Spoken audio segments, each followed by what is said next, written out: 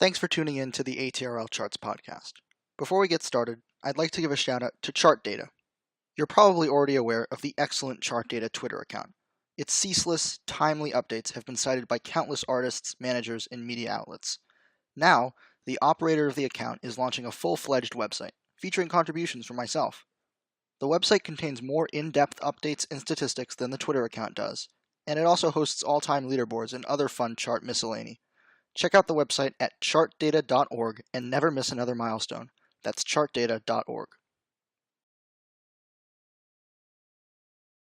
Hello, everybody, and welcome to episode 19 of the ATRL Charts podcast. As always, my name is Alexander, and I'm here with my co-host, Aaron. Good morning, everyone. It's you, Mitch, from ATRL, and welcome back. Hope everyone had a great Labor Day weekend. Yeah, I certainly second those thoughts. We have a lot to get to today, as we haven't recorded an episode in, I think, several weeks, but let's get right to it. We don't want to waste any time. And the first thing that really has been on the minds of chart watchers this week is Eminem. He came out with a new album, a surprise release called Kamikaze, and it has really had an incredible week, debuting on the Hits Daily Double chart. The Billboard numbers, today's Saturday, we're recording this on Saturday, so that means the Billboard 200 numbers aren't going to come out until tomorrow afternoon. But on the Hits Daily Double chart, they reported that Eminem did 410,000 units, 250,000 of those in pure sales. Remember, he did do merchandise bundles for this album, but that's still an impressive number of pure sales and higher than those of Revival, which of course was a disappointment when it came out at the end of last year. What do you make of this reaction to Eminem's surprise album? Are you surprised by the big number? Do you think it's evidence that he's still got a huge fan base? Is it the general public that's propelling this? Is he going to have any hit singles? I mean, 410,000 first week is something that only a couple other artists have done this year. It's only the biggest artists in the game, like Post Malone, J. Cole, and Drake, and Travis Scott, have done higher than that this year. I mean, what do you make of it? Yeah, I mean, I'm gonna go back to the first question you asked. Am I shocked? I'm very, very shocked. I mean, considering how Revival was received last fall, and Revival was one of his lowest, debuts of all time, and you know, honestly, I think in part with that, didn't really have much. In terms of singles, he didn't really have like a good lead out on singles, which you can attribute to that fallback for Revival. But I mean, obviously, with this surprise release, it's been way more received than Revival. The current album, Kamikaze, has been way more received than Revival. So I am shocked in a bit. I didn't think Eminem was over. I mean, he's been in the game 20 years, almost, well, pretty much 20 years if you count his mixtape days. But I didn't think that he would pull these type of numbers considering how Revival was received. I thought he would at least, or at most, match what Revival did last fall, but I didn't think he would nearly triple or double what he's done with Revival. And again, Eminem still, no matter what people think, Eminem still has a very loyal fan base. I mean, a lot of people thought that he had lost his fan base with his comments on Trump and his feelings about what he thought about Trump, and he, I guess, did some type of cipher or diss track towards Trump sometime last fall, and a lot of people thought that was the reason why he had lost so many, or didn't really have a lot of backup with the Revival rollout. But at the end of the day, he still has a lot of fans. He still has a lot of very loyal fans. And I mean, one could argue, I mean, not saying this is true or false, but one could argue that people may have been turned off by the lead single, which was Walk on Water featuring Beyonce. Maybe a lot of, fans were not feeling the fact that, Beyonce was on the lead. Again, this is all speculation. I'm not saying this is true or false. And then he also had a collaboration with Ed Sheeran, which was I forget the name of the song, but that was also River. Yeah, that was also a lead into the album as well. So maybe people were not feeling the singles and just got put off by that in totality. But again, that's just speculation. I'm not trying to start any flame wars or anything like that. But you could argue if that's true or not. But with Kamikaze, the fact that it was a surprise release, I think people were just naturally curious to see what he was going to do this time around. And Revival just came out, like I said, last fall, not even a year ago, maybe very just shy of a year. So this is something Eminem has really never done before. He's never released albums in a short span of time like that. So the fact that people were willing to go rush out and buy this album and stream it in such a little time away from when Revival was released was kind of I think it's time a kind of a testament to the fact that yes, he still has fans. Yes, he still has a lot of people that are going to check out his music no matter what. And I think we could safely say that he is definitely he's on legend status. That's something that's, I mean, he's 20 years in and he's doing the same numbers as Post Malone, who is just breaking out this year in the later part of 2017. Post Malone is doing the same numbers as Eminem, so that just kind of leads you to believe that Eminem is on par with one of the biggest rappers of today's time. So that's kind of a I guess kind of a statement or you know, kind of a statement to say that Eminem kind of still has it. I think the surprise release worked for him. I think that having no singles prior to the album worked in his favor. Um, I think that's the majority of what he had going for him this time around. So I think you know, in terms of longevity, that's another question. I'm not sure how well the singles are going to hold up. Obviously we see tracks that were standout that are the couple are predicted to debut very high on the Hot 100. But again, it's radio is always going to be a factor into if these singles are going to have longevity or not. Eminem really is not a radio artist, especially in these days. Maybe in the 2000s when he had a lot of pop hits. But in this decade, I mean, his biggest radio hits are those with, ironically, Rihanna, Love the Way You Lie, and The Monster. Those are two of his biggest radio hits this decade, and everything else just kind of did either okay or just at best mediocre. So in terms of radio, I'm not sure if there's going to be any interest on that side of consumership from the listeners. But in terms of streaming, obviously, I think these are going to be some pretty decent streaming hits for a couple months, and then obviously you're going to have that streaming fatigue. But in terms of massive singles, I don't think so. And honestly, I don't think Eminem is looking to have any massive singles since he already has a few under his belt. But I think he has done the job of getting another number one album to his name and making sure that his music is heard by not only his fans but also by the general public. Yeah, and I want to touch on a couple of points that you made there because I thought that they were interesting. The first thing is that Revival, I mean, Revival had terrible word of mouth. It was like the complete opposite of Astroworld a couple weeks ago. We talked about on this podcast how Astroworld's projections just kept going up and up and up from 300,000 to 400,000 to 500,000, and it ended up with even more than that. And part of that was due to merch bundles and the like, but part of it was also due to amazing word of mouth. People were talking about Astroworld so much on social media, and it really felt like an event. And that's what I said a couple of podcasts ago about that. Revival was like the absolute opposite of that. Everybody seemed to be delightfully hating it. Like everyone was like, "Wow, this new Eminem album is horrible," and that was negative attention. That doesn't make you want to check out the album. That makes you want to say, "Wow, I just heard the new Eminem album was terrible. I'm not going to check it out at all."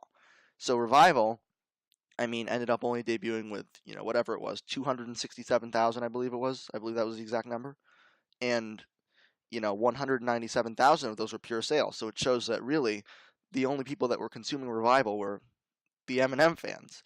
It had very little streaming. And you compare that to Kamikaze, which Hits Daily Double said did 145,000 streaming equivalent units first week. Now, under the old formula, that would have been around 220 million on-demand streaming first week.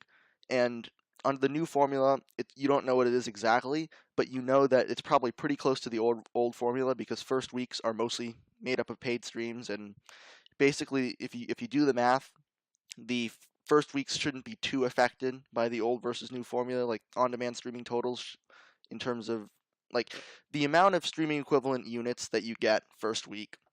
If you use the old formula for at least the first week, you're still going to be fairly accurate. So what I'm trying to say is that Kamikaze got a ton of streams first week, way more than Revival, and I think that's due to positive word of mouth. Another thing is that there were no singles. There were no singles with Kamikaze because it's a surprise release.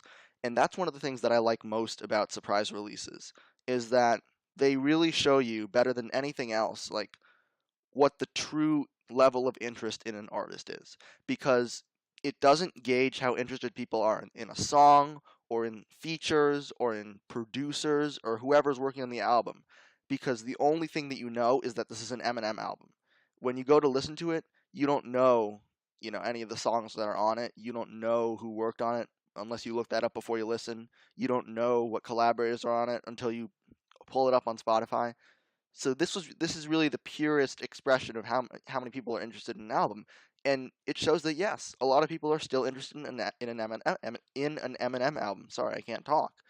But what I think is really remarkable is the fact that, like you said, Revival just came out less than a year before, and it's rare to see that kind of level of interest, I guess, spike in such a short amount of time. I'm trying to rack my brain and think about incidents this decade where we've had an artist put out like a flop album, at least by their standards, because I know obviously Revival wouldn't be called a flop if it was by most other rappers. I mean, only a few artists can do above, 270,000, so not trying to discredit that first week. It was still a good first week despite the disappointment. But I cannot remember an artist who went in 9 months from critically panned, terribly received, no impact album to internet shaking surprise release. I mean, can you think of any? Honestly, no. I mean, not in this. I mean, not in recent times. Honestly, I don't know of any that have done that. Now, there may be instances way back when, where an artist had a very, you know, well, I guess you could say Mariah Carey had a very sharp downfall in the early 2000s with Glitter, which was tied to the movie of the same name, and the movie was very very badly received as well as the album. And there was another studio album she followed up with that called Charm Bracelet, which did almost just as bad. So she had a string of two majorly disappointing albums commercially and critically. But then in 2005, she came back with The Emancipation of Mimi, which made her leading to having the biggest song of the 2000s. So, I mean, that's happened before. That was about 15, almost 15 years ago. But in recent times, I can't really think of any artist that has done that. But it's rare. I think it has happened, but it's just very rare instances where you see that type of someone bouncing back from a terribly received album from just less than a year ago to having one of the biggest openings of 2018, just less in just less than a year. So that's, again, like you said, it's very remarkable. And I also want to touch on the point that you made about Trump and politics in general.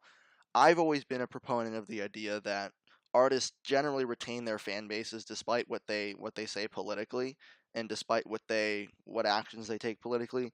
So when I heard people talking about, say, Katy Perry flopping because middle America hated her because she, went out there and campaigned for Hillary Clinton, or when I hear some stuff like Eminem flopped with Revival because of Trump, what he said about Trump, I think that that's a load of BS personally. And I think that it doesn't make a difference at all on radio, despite what people think. I mean, nobody's going. Here's the truth: casual music fans who are consuming via radio are unlikely to even hear about those comments, much less react to them and say, "I'm going to boycott the radio because of that." We know that we can't put boycotts past people, of course, and you can look at the current situation with Nike as evidence of that, but it doesn't extend to stuff like radio and it doesn't extend to stuff like music. Because what we see is that the most political artists of our time are actually very popular. You get a guy like Kendrick Lamar, who's been unabashedly political his entire career, and he's just getting more and more popular.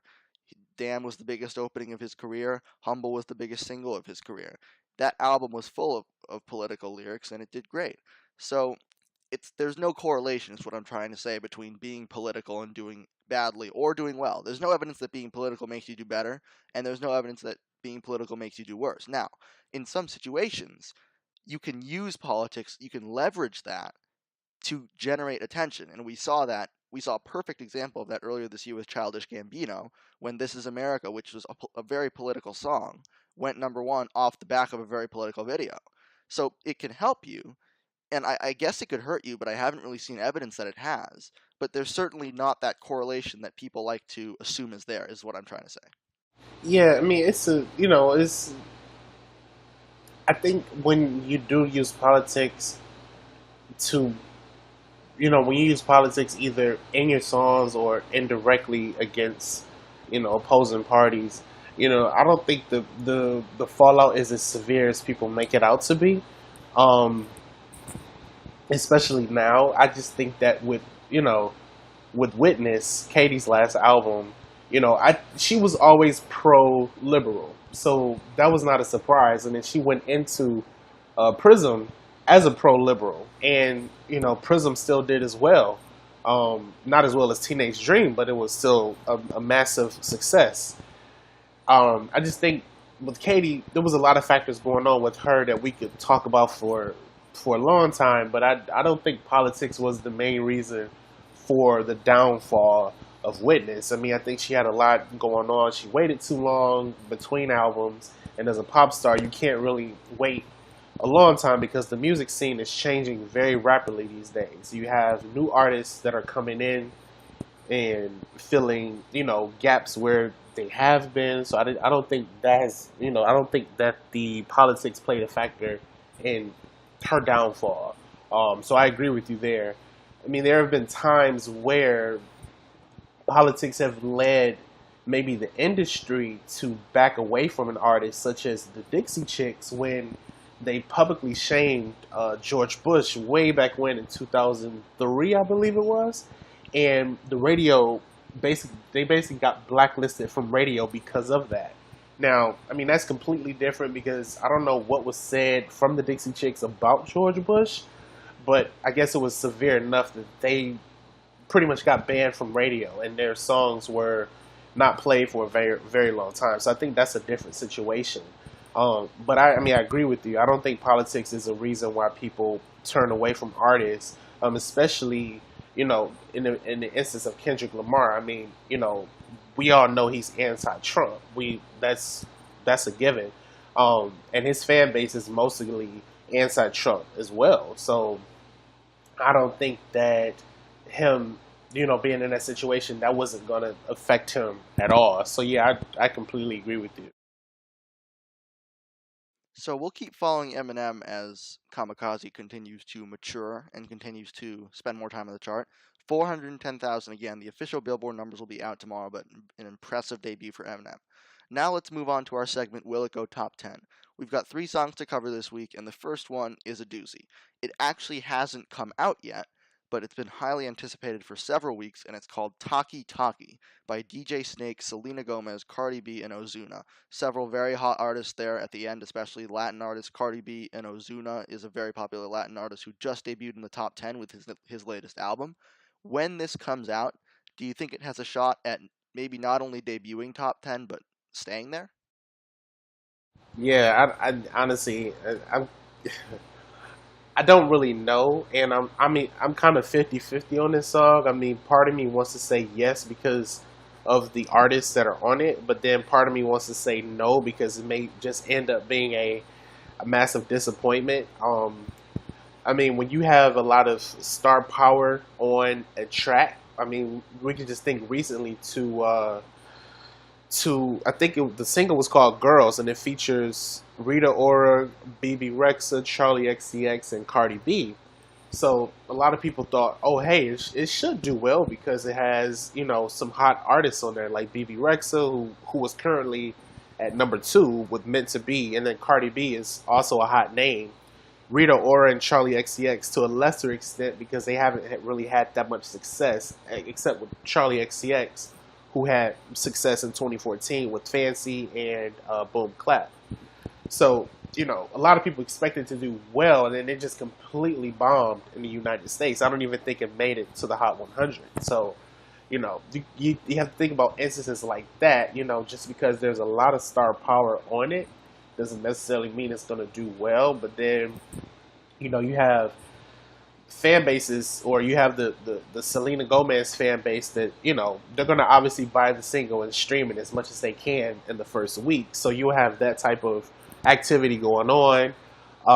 DJ Snake obviously has had multiple hits in the last couple of years with, Lean On.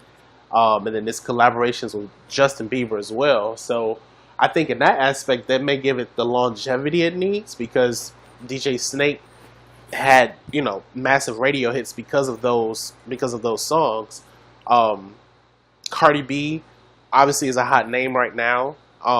You know, has her fan base built up much enough to send a song into the top 10 on its first week? I mean, she did debut in the top 10 with "I Like It," which ended up going number one eventually. But that was during the album release week back in April or earlier this spring. So honestly, I'm kind of 50-50 right now because one, we haven't heard the song, and two, I want to say yes because of the names that are on it. So will it debut in the top 10? More than likely, I would say maybe, again, like a 40 to 50% chance, but I don't know if it's going to sustain the longevity enough to actually stick around. That part I'm just kind of iffy about. So I do think that it has a chance in debuting in the top 10. Like I said, 40-50% chance. But I don't know how this will fare out. Like I said, it could be a very good reception, or it could completely falter and just not, become the big hit, or become a sizable hit at all. So that's it. I say 40% chance. And you're absolutely right that star power does not guarantee a hit. I mean, we've seen it firsthand with No Brainer. DJ Khaled basically got all the artists from I'm the One back in the room and said, okay, we're just going to make another number one hit. And then he made the song, and it didn't go number one. It actually didn't even come close. It it debuted inside the top 10, spent 1 week there, and then fell out. And so far, it hasn't gotten back in, and looks like it probably won't. So star power does not a number one make. Now, the thing that interests me about this potential is that you've got two artists, Cardi B and Ozuna, who are very strong on YouTube. Ozuna and pretty much Latin artists in general are extremely strong on YouTube. Probably the only genre of music where YouTube is significantly stronger in terms of streams than like Spotify and Apple Music is Latin music. So Ozuna's going to have really good YouTube streams for any song that he's on. Cardi B has also done very well on YouTube over her year and a half long breakout so far. Bodak Yellow did great YouTube numbers. I Like It did well on YouTube too. Motorsport put up good YouTube numbers for a while, so she has a track record of doing well on YouTube. Now, the thing that interests me for this song is the radio potential, because like you said, we haven't heard the song, so we don't know. I mean, we can assume that it's going to be fairly pop radio friendly and probably rhythmic friendly, but I really can't make a guess on how it's going to do on radio without actually hearing it. I would think that, I mean, it's going to do well on Latin radio, of course, because it's got Cardi and Ozuna. That's pretty much a given, but that's only a small percentage of overall radio. You want to know how it's going to do on pop. I mean, even if it goes top 10 on pop radio and top 10 on rhythmic radio, that's not a guarantee that it's going to go top 10, especially if the streaming has fallen off by then. So I still think that its best chance to go top 10 is probably in its first like 2 weeks, and then the chances fall off a little bit, and then they come back up later when the radio builds up. So like you said, you can't be too sure about this one, especially because we haven't heard it yet. So I'm going to say that there's roughly a 50% chance that it does go top 10.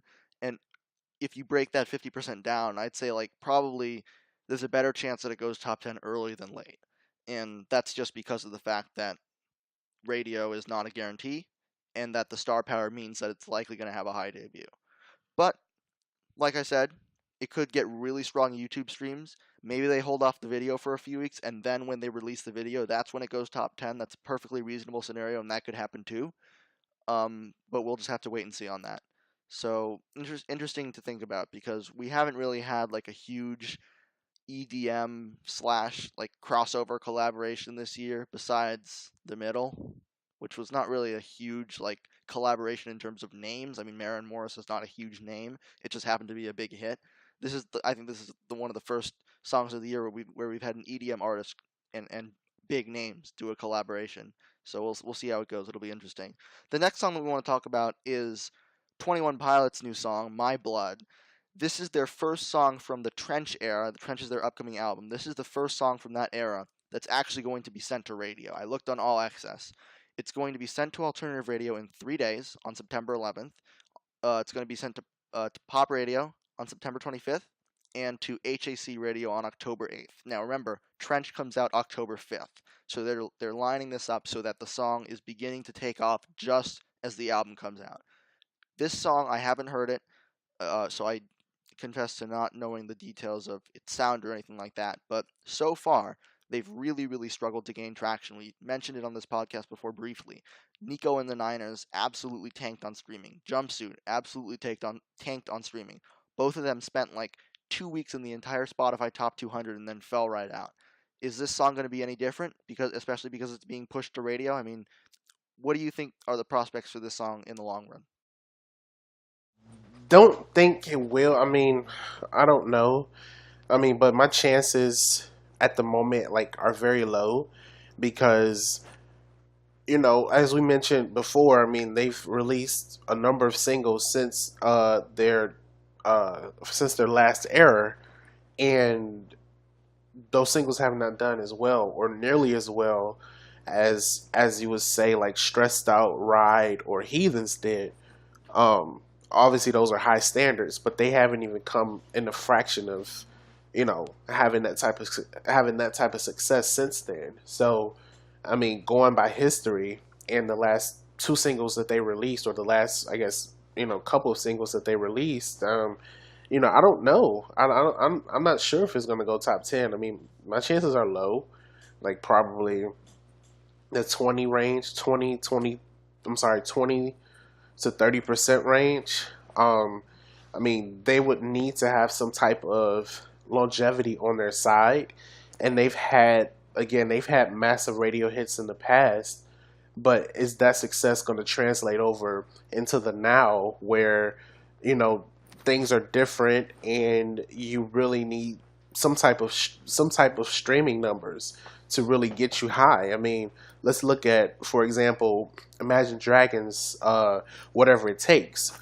It was doing pretty good on radio and really really good on sales, but it could not crack the top 10 because of the streaming. The streaming had peaked well before radio and sales were already pretty high, and I think it stopped at either number 13 or 12 on the Hot 100. So, you know, I think with that being said, not comparing Imagine Dragons to 21 Pilots, but if they're gonna have some type of chance of going top 10, and as we talked about in previous podcasts, you really have to have that alignment of sales, radio, and streams to really have a chance of going into the top 10. Because if those three are not aligned, if one is completely off, let's say sales are completely off, or in this case, if streams are completely off, it's going to be very, very difficult to even get into the top 10. So I don't think it's going to go top 10. So again, my chances are 20, 30%, but I would love to be proved wrong if it happens. But yeah, those are my chances. So I actually think it's a valuable comparison between Imagine Dragons and 21 Pilots, because Imagine Dragons, despite coming from the same general vein, like of quasi alternative music that isn't quite 100% alternative, but is enough alternative to get really played a lot on alternative radio and kind of labeled that way. Imagine Dragons, I've never seen them as relying on a big fan base. They've always relied on the general public, especially with these huge radio crossovers like Radioactive, which of course holds the record for the longest run on the Hot 100 of all time at 87 weeks. Radioactive, It's Time, Demons, all had just sweeping radio runs. It took like 20, 30, 40 weeks for these songs to climb radio and peak. They got used in a ton of TV commercials, so they got a lot of exposure through that. They got used in promos, and they got used in like movie trailers, and like they got Imagine Dragons. They've always seemed to be able to get just really big exposure to the public, and so they've never needed a fan base to push them because they just get exposed. Like it's even continued into this era. I mean, Thunder was in like countless car commercials near its peak. Like it was unbelievable. And 21 Pilots, on the other hand, have a very, very dedicated, massive fan base. And so that leads me to believe that a 21 Pilots single with a proper push is not doomed to fail because you have that fan base to fall back on. But I just wonder where the streaming has gone because 21 Pilots performed very, very strongly on-demand streaming during their first era, during the Blurry Face era. Stressed Out was a big streaming hit. Ride was a big streaming hit. Heathens was a big streaming hit. They had 3 big streaming hits. And you come out with 2 new singles, your grand return. Their music has certainly been anticipated, I'll tell you that much. From the reaction that I've seen among their fans, this is certainly an anticipated album for them, even if it's not for the general public. So I just wonder, I mean, how can they leverage that fan base beyond something like tour bundles and merchandise bundles, which I'm 100% positive they will do, because that's just a logical thing to do when you've got a fan base like that. I mean, how can you leverage that to really get those streaming numbers up? I mean, what would you do if you were their manager? How would you respond to the failures of Jumpsuit and Nico and the Niners to gain any traction on streaming? I mean, what do you do? Yeah, I mean that's a really good question, and I would my logical guess would be to give them exposure, like obviously on the top Spotify list and on the top Apple Music list, if there are any, um, which obviously can't hurt an artist because if you want to stream a track that's on a playlist, you're either gonna play it or you're not gonna play it. You're gonna skip it if you don't want to hear it. But at least that exposure is there. They'll look to say, "Oh, this is 21 Pilots. Okay, either they like it or they hate it. It's not gonna do any negative damage to their brand." Um, and then, like you mentioned, with Imagine Dragons, they had a lot of exposure in commercials as well. So that's one thing that could potentially boost some type of streaming numbers. I know most people, when they hear a song, they Shazam it, then they may decide to buy it or stream it. It's because you have that option that's built into Shazam.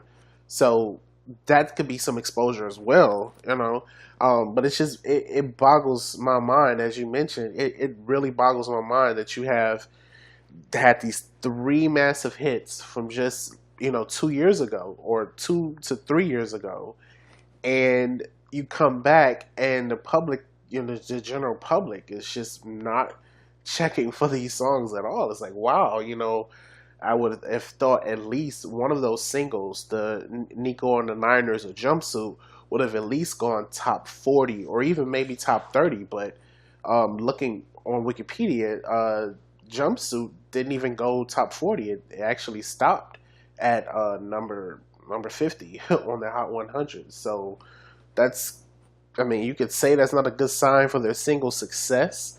But again, they do need exposure because again, they are widely known amongst their fans.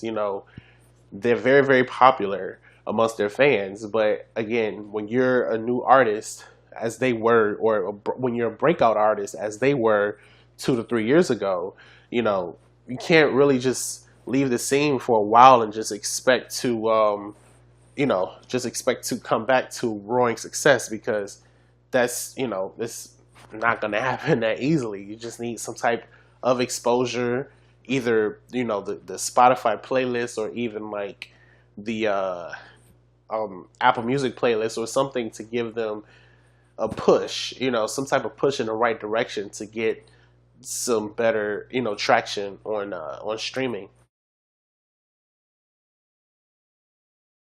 Yeah, and I think that the exposure problem will be interesting to see how they figure out because they've obviously got a lot of resources over at their label now because they've proven themselves. They've proven themselves that they can score mainstream hits. They've proven themselves that they can gather a fan base and build a fan base and keep a fan base. So I guess we'll just have to wait and see what they. I think they will certainly have resources from the label. Put it that way. If they fail, it's not because they didn't, have the resources. It's because they didn't use them correctly. Whether that was not playlisting enough, whether that was not enough, public appearances, whether that wasn't enough radio promotion, whatever it is, they will have failed because they didn't use their resources, most efficiently, not because they didn't have the resources.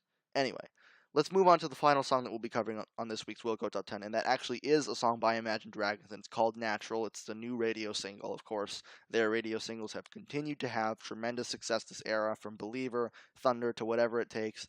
This is the fourth single that has. Well, I mean, here's the thing. Natural. I'm not even sure if it's on the Evolve album. I think it's just a new single overall. But it feels like it feels intuitively like it just continues that run of radio singles, this incessant run. You can't stop these singles as they just climb and climb up the charts and stay there for a while.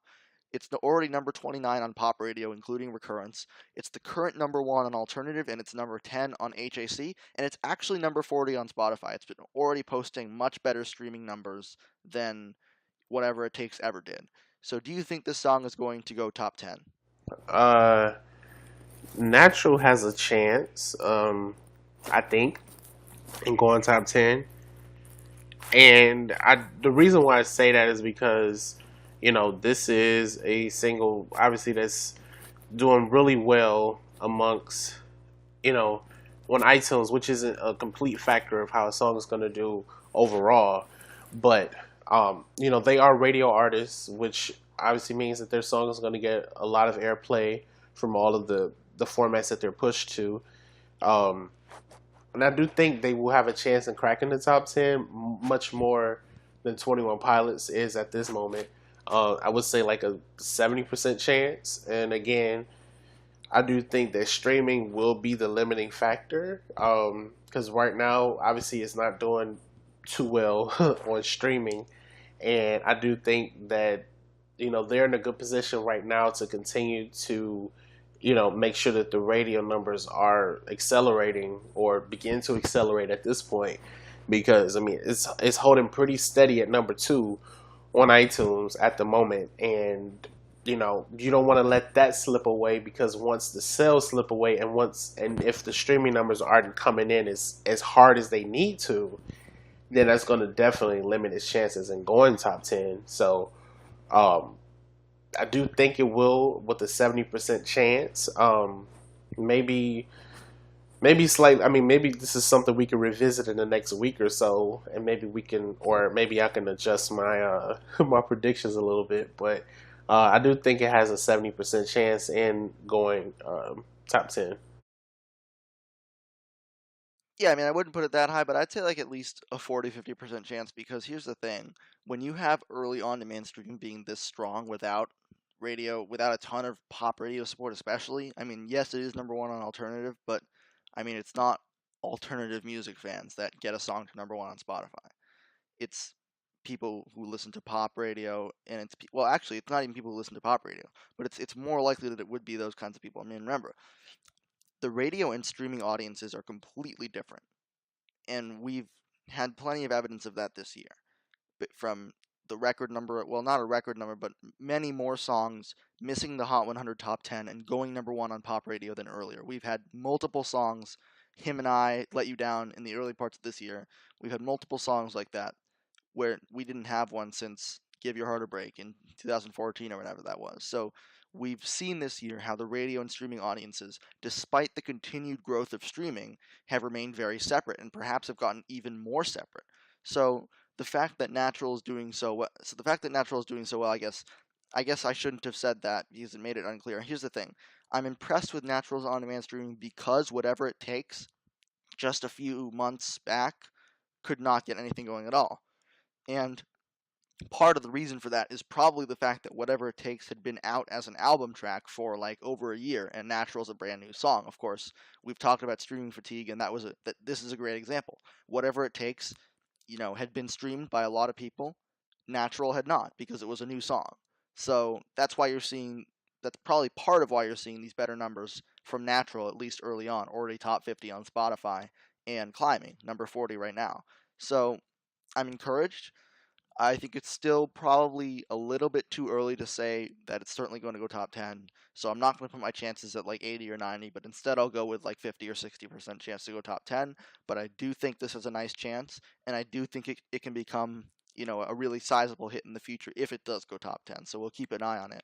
That's all the songs we have for Will It Go Top 10 this week. Now, if you have any songs that you want us to kind of analyze, evaluate for this segment in future podcasts, make sure to drop them right in the thread, the podcast thread on ATRL in the charts section, or tweet us at Charts Podcast. That was we're finally starting to use that Twitter account again, and I will be monitoring it. So tweet us at Charts Podcast if you have any songs that you want us to cover on Will It Go Top 10.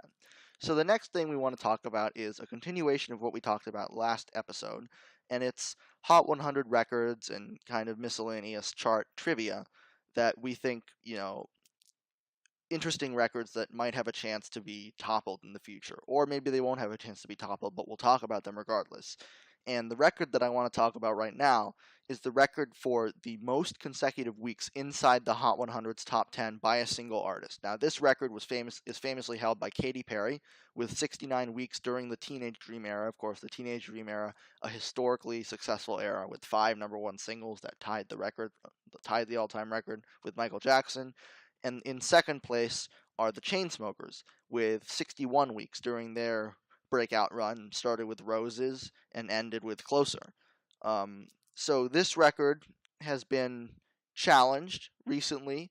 Drake is in third place with 51 weeks, and that only happened a couple of years back, 2015 to 2016. That was like the Hotline Bling into One Dance into Controlla. Well, actually, Controlla didn't go top 10, but like the Hotline Bling into the Views era, 51 weeks, almost a year. So this record has certainly been challenged in recent years, but do you think it can be beat in the near future? I okay. Let's see. Chainsmokers is the closest with two in second place, and they were shy just about 10 weeks or so. Um, I do think when you have an era that is strong as what the Chainsmokers had and what Drake had, obviously that takes a lot of effort, and you have to think Chainsmokers, they were everywhere in 2016 going into 2017. They were everywhere with their music, everywhere with their videos and their promotion. So that took a lot of effort, and they were still short a little bit. Which, I mean, I'm not downgrading it at all. That's pretty impressive.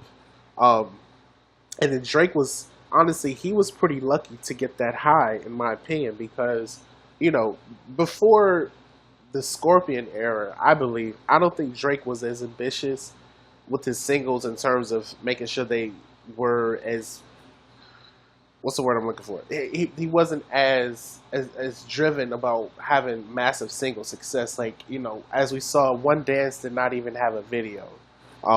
Controller didn't have a video. Too Good, the single with Rihanna, didn't have a video. So he put this album out with these singles, and they didn't have videos. So it just kind of makes you think, had he released videos for those singles, or more talking about Controller and Too Good, it kind of makes you wonder what they have done better, especially in the streaming front, and actually have gone top 10 to perhaps challenge or even challenge that record more of 69 weeks held by Katy. So, and right now, Drake is, he's spent at least 30 weeks in the top 10 so far this year with God's Plan, Nice for What, and his current single, In My Feelings. So, I don't think this era is gonna beat the record, but I do think there will be a lot of people getting very, very close to it, because 69 weeks is a very long time. But as we're starting to see in more rare form, there aren't a lot of errors that are, being constantly pumped out as much like Teenage Dream has, or even 1989 has. Like, I think the idea of an era has pretty much, kind of lost its place in this, I guess, in this industry or in this music industry as of now. So I do think that will limit the chances of future artists or even like future eras to even hit that 69-week mark. And like I said, with the Chainsmokers, they were everywhere and they just happened to come at the right time in the right place. So again, they were short, but they were very close. So it does make you think that the record can get within striking distance, but I don't think that record is going to be actually beaten. And it's we're going on year 7 of this record still being untouched. So and it took, I mean, just to I guess go a little bit off topic, but it took nearly 21 years for Mariah Carey and Boyz II Men's 16-week stay at number one to be matched by Despacito last year. And had Taylor not released "Look What You Made Me Do," obviously Despacito would have broken that record. So you know, things just kind of happen things kind of happen for, I guess, different reasons. So I think that record is going to stay for a very long time, but I do think people will continue to come within striking distance of it. So a couple of thoughts. I think that first of all, I think it's hard to do. It's made harder by the fact that, of course, we've talked about this so much that album eras are shorter now. You could never have an album era like Teenage Dream in 2018 simply because of streaming, and we've talked about this many times, so I won't rehash it. But the fact that album eras are shorter now makes it harder. The Chainsmokers streak was not. They didn't even have an album out until the very tail end of that streak. Actually, they didn't even have they didn't release an album at all during that streak. They released like a compilation EP and that was it. Their debut album came a couple months after that streak ended in February of last year. That 61 weeks was all with separate singles. First Roses, and then Don't Let Me Down, and then Closer. You had 3 songs that all had really good longevity, and they all were standalone singles at the time. They weren't on any albums. If you don't want to count that, if you don't count that compilation EP, that was the collage EP that came out and had, I believe, Don't Let Me Down and Closer on it. But I don't count that as an album. I certainly wouldn't. It wasn't treated like an album. So basically, their streak was album free. And I think that that's what you're going to need to break that record. You're going to need a steady stream of singles that are both big hits and that have enough longevity so that they can overlap each other in the top 10. That's difficult. That means you have to be, as an artist, you have to be big for an extended period of time. You can't misfire with any one of your singles. Like, they all have to click with the public, and they all have to have good longevity, which means they probably all have to have good radio support too. So I mean, this is a record that's difficult to break for artists that are only strong on either only radio or only streaming. Like, I think this would be an extremely difficult record for somebody like Migos to break, or someone like I mean, even some of the bigger rappers that don't have as much success on radio, like someone like Migos, it would just be hard to break.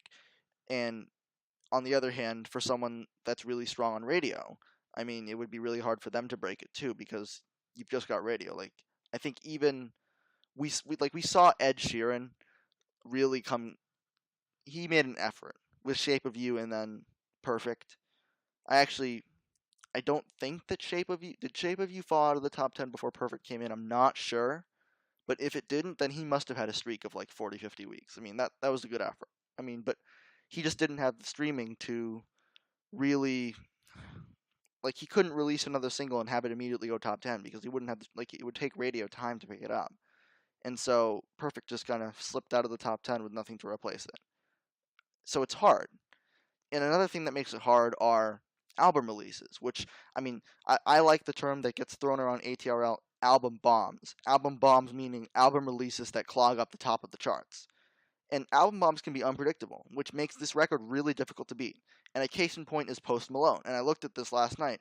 If it wasn't for the week of the Scorpion release, Post Malone would be at a 50-week streak right now. So next week he would be tying Drake for the third longest streak of all time if Scorpion had not put 7 songs in the top 10 or whatever it was That was the week that Psycho came out of the top 10. It went right back in the next week. If that hadn't happened, he would have had a streak going since Rockstar debuted at number 2 last August.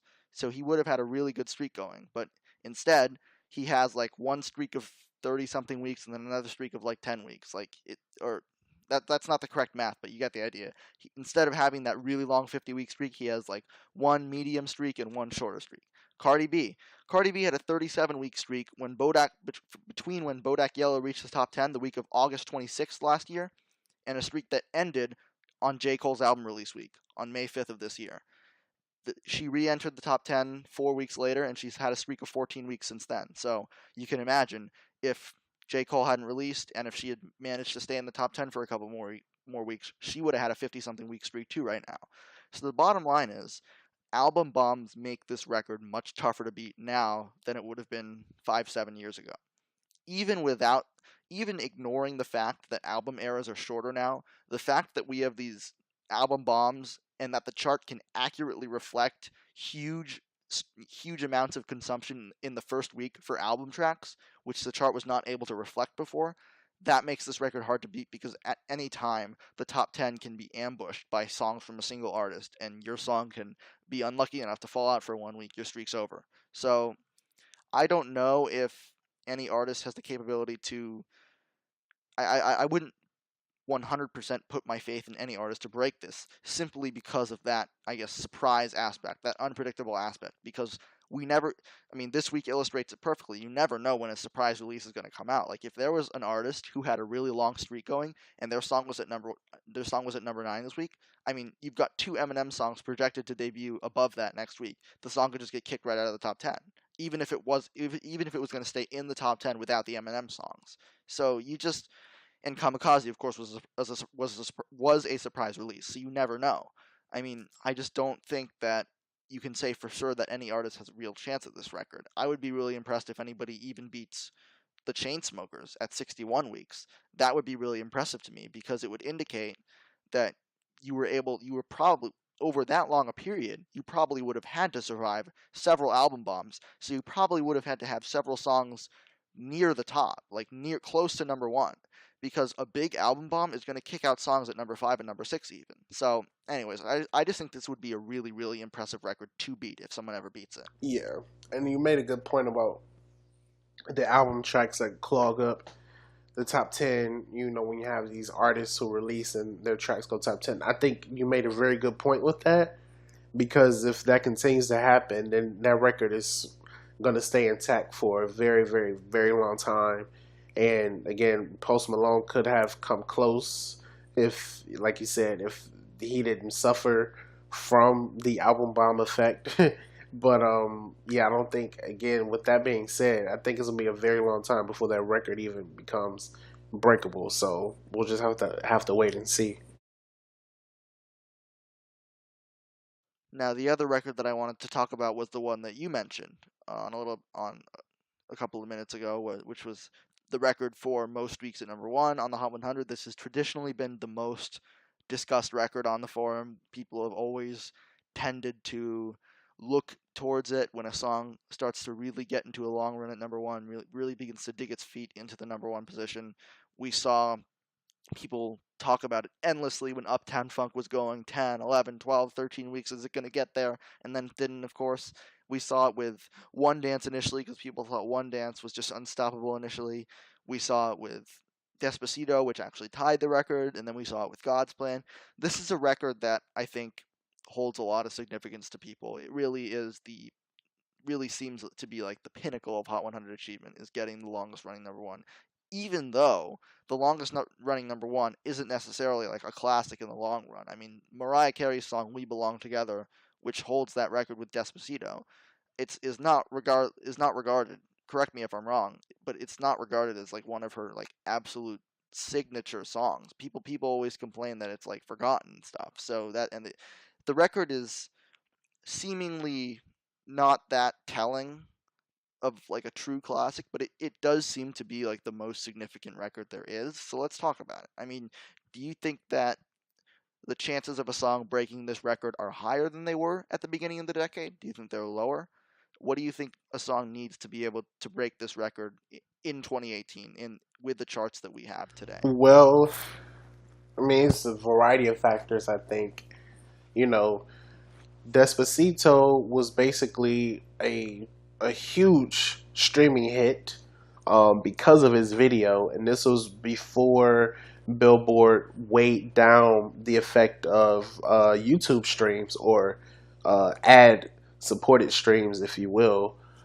So with that, they had a lot of streams week in, week out. They were doing massive numbers with that. So obviously, you're going to need to have a massive streaming hit, without a doubt. I mean, you can't really stay a long time at number one with very mediocre streams or even like very poor streams. You're going to need something to keep you keep your total activity up, if you will. Um, it also stayed a very long time at number one on the digital songs chart, which, I mean, again, this was 2017, just a year ago. And again, sales have slid even much more since then. But, I mean, at the end of the day, sales still count on the Hot 100. And again, that was another factor that kept it so long at number one, is the fact that it was the number one selling song for over 10 weeks. I think it tied the record for the longest selling song, which was either Flow Rider by Low or one of those massive hits. But it stayed a very long time at number one on the sales chart, which obviously kept up its life at number one. And it was a massive radio hit. I mean, in addition to the Latin airplay that it got, it was a huge pop hit, adult pop, rhythmic. It even got some airplay on adult contemporary.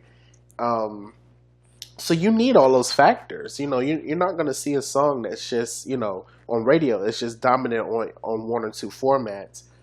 It's just not going to happen. Because you need those radio points to stay afloat. And then also, you kind of need things to not drop as fast in terms of either radio sales or streams, because once you have one thing that's sliding really hard, that's going to take away from the total points. And if I recall correctly, Despacito kind of remained steady in total activity for a very, very long time while it was at number one. And it did not really slide on radio until maybe like September, once the summer was over, which was predicted because Despacito really was the song of the summer. So by default, I think a lot of radio stations just kind of took it out of rotation, and then that's when it kind of started to fall pretty hard on the Hot 100 after it reached number one. But in terms of breaking the record, you're gonna need something like a Despacito's type song that just reigns strong in all of those components. If you have strong streams, you have strong radio, you're going to have strong sales for a very long time. And, the same can be said for streams and, for sales as well. You're going to have that equal balance. And if you don't, that's going to kind of ruin the chances of a song staying that long at number one. And if you think back to even the last song that reigned that long or as long, which was Uptown Funk back in 2014 or 2015, obviously that showed all of the signs that Despacito showed. It was a huge radio hit, which not only crossed into all of the pop quadrants, but also crossed over to urban radio because of the remix with, I want to say, Trinidad James. So that got some urban airplay as well. And not to mention, it was a huge radio hit, huge streaming hit, and a huge sales hit. I mean, it just crossed 8 million sales a couple days ago. And I mean, even for 2015, that's huge. So you need to have all of that come into play. You need to have all of that line up at a certain point so that it keeps rising even in its like eighth or ninth week at number one on the Hot 100. Because when something peaks early at its, while it's at the summit, maybe like in its second or third week, then those chances of even coming close to the record are going to be not as strong if the consumption levels and radio levels aren't increasing over week by week. So that's pretty much the things that you need for a song to even stay long at number one, and for two to even come close to even going over 10 weeks or more on the Hot 100 at number one. I mean, if you think about it, Despacito is really a perfect storm in a lot of ways. The first way was that, of course, you had a song that was already very, very popular among the Spanish speaking world.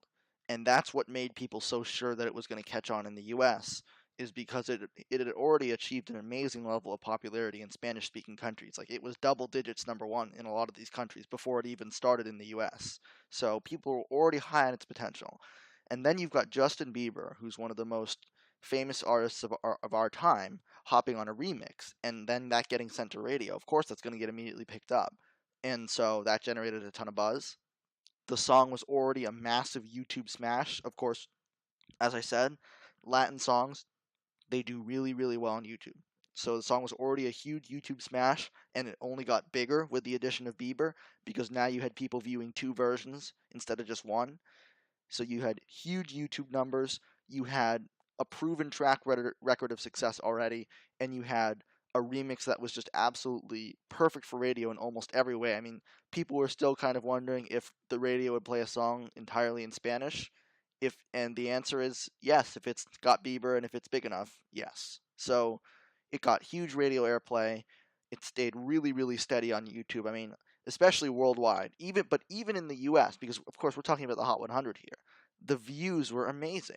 I mean, this song was number one on YouTube for so many weeks, and it wasn't even close to the number two.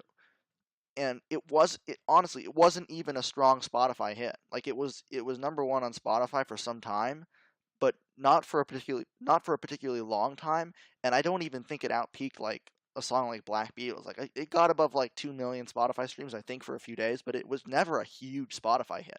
Not like a God's Plan at all. So it was really driven by being strong on YouTube and being strong on radio, and it did put up very strong sales numbers. It was very, very well rounded, and it was just a cultural phenomenon that felt bigger than just its chart run. And I think that's really what made it such a lasting hit, and such a, I guess, a ubiquitous song of the summer. So those circumstances are unlikely to repeat themselves. I mean, you saw people try to repeat them with Mi Gente, the Latin song that Beyonce jumped on the remix of, which didn't nearly have the same success as Despacito. It hopped up to number three for 1 week, then dropped down, spent a couple of more weeks in the top 10, and then fell out. I mean, that was a song that also had a lot of success already in the Spanish speaking world, but it just didn't have the same success as Despacito, and that it's only one data point, but it makes you think that, wow, Despacito was a really, really special song. And I don't think that even if we have artists hopping onto remixes of Latin songs more often in the future, it's doubtful that we'll see a song that resonates as much as Despacito. Now, I do think that there's a different type of chart run that you can think about here. I mean, Despacito obviously is not this kind of chart run, but more like a God's Plan kind of chart run, or an In My Feelings kind of chart run, where you start out with huge streams and no radio, and then you gradually transition to like big but not huge streams, and then hopefully, if everything goes right, the radio builds up and up and up and up, and even in like your 10th, 11th week, you can still be strong because now you're peaking on radio and you still have strong streaming. That's the kind of chart run that I think is interesting for breaking this kind of record, because if you can actually hold that huge streaming while radio gets big, then you've got a real chance. But even Drake hasn't been able to do that. So it can't be done. It hasn't been, you know, it's not proven to be viable yet.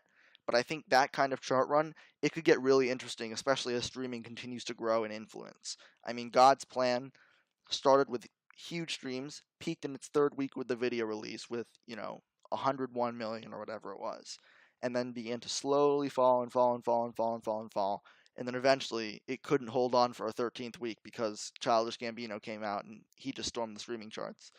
In My Feelings started out huge, broke the Harlem Shake record in its first couple of weeks. Its streams are still big. It's still getting like 50 million streams a week. That's huge. Most artists can't even do that first week. But now that it's falling on radio, like, it didn't have enough longevity on radio to seriously even come close to like 12, 13 weeks. So it's tough because you've got to have the radio too. Streaming's not big enough where you can you can't just ignore radio. So I think that we're probably in the future more likely going to see that record challenged by songs that start big on streaming and just have amazing longevity and also build up on radio. But I mean, this is similar to similar but different. Comparing it to the record that we talked about last time, the longest climb to number one. You in both cases, you really need streaming longevity, but it's a different type of longevity. For the longest climb to number one, like you need streaming to somehow be slowly building up over time, and that's really difficult. That's like almost not natural for a song. For the record for most weeks at number one, you just need to start huge enough and a drop slow enough that you can have strong enough streaming to keep you at number one for long enough. So it's a different idea, but in both cases you need like unnatural streaming patterns that you don't typically see with songs. So I personally don't know when we'll see that record broken for the most weeks at number one. I don't know if it. I mean, it would people regarded it almost like as this. It was almost like legend. Like whenever a song would approach, like it would get knocked off by something.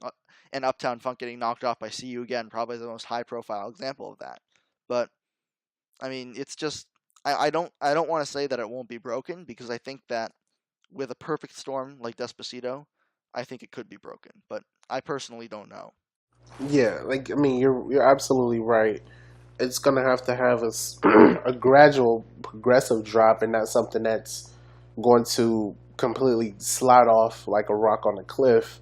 Because once you have that, then the points get smaller and smaller exponentially every week, and then that just gives it time, or gives a song another time to just swoop in and get the number one. And with Drake, I think it's for him. It's probably going to be very hard for him to break a record like that because he's very strong. I mean, streaming is his bread and butter. Also with radio, now that pop is really behind him, and he also he has rhythmic and urban on lock. That's not a question, but we don't really see him strong in sales, which again you need those sales points to really I guess offset the erosion once streaming and radio starts to go down. And right now, "In My Feelings" is not that strong of a seller in comparison to like the other hits that are also in the top 10. So once you have that erosion, you're gonna need something to to cushion that. And then with him, sales is his, I guess, kryptonite, if you will. So that, like, I think for a person like Drake, it'll be probably harder for him to break the record. But again, we've seen stranger things, and not saying that he won't break the record, but it's kind of unlikely for him given the circumstances that he's been in with with his previous chart performances. Yeah, we'll definitely talk about this more in the future, especially if a song starts getting close. We'll be having this conversation again, I'm sure. That just about wraps up this episode. We had a few more topics that we didn't have time for. We'll talk about them on episode 20, which will be the next podcast. Get into the twos. That's obviously great to get to 20 episodes. That'll be next episode. Remember, if you have any topics that you'd like us to cover, we are more than willing. In fact, we are enthusiastically looking for people to submit questions to us. You can do that in two ways. Either post them in the thread, the ATRL Charts podcast thread, in the chart section of the forum. The thread will be bumped as soon as this podcast is released. And you can also tweet us, as I mentioned before, at Charts Podcast on Twitter. Any and all questions that you may have about specific songs, specific artists, or the industry in general, we would love to answer them. Thanks very much for listening today. We hope you have a great weekend.